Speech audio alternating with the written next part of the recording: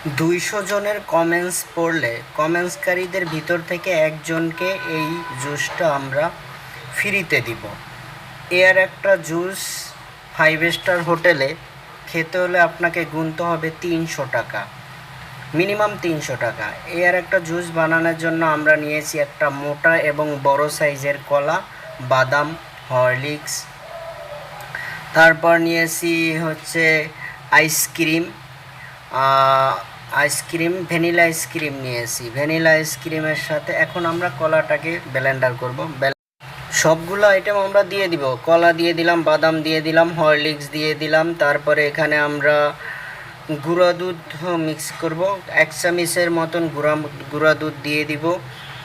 তারপর এখানে 1 গ্লাস পরিমাণ সব কিছু দেওয়া হলে চিনি দিব 2 চামচ, আপনি আপনার পরিমাণ মতন দিয়ে দিবেন। তারপর 1 গ্লাস পরিমাণ আমরা এখানে পানি দিয়ে এটাকে ভালো করে ব্লেন্ডার করে নেব। অনেকক্ষণ সময় ব্লেন্ডার করব যাতে এটা ভালোভাবে মিশ হয়ে যায়। তারপর ঠান্ডার জন্য আমরা একটা গ্লাসে বরফ নিলাম, তারপর বরফের ভিতরে এটা ঢেলে দিলাম। সেই তাহেরি হুজুরের ঢেলে দেওয়া শব্দের মতো আমরা এখানে ঢেলে দিলাম। ঢেলে দেওয়ার পরে এই যে আমাদের মেন লুক চলে আসছে। এটাই হচ্ছে আমাদের স্পেশাল ব্যানানা জুস। এর একটা জুস আপনি খেতে গেলে 5 স্টার হোটেলে মিনিমাম আপনাকে গুনতে হবে 300 টাকা।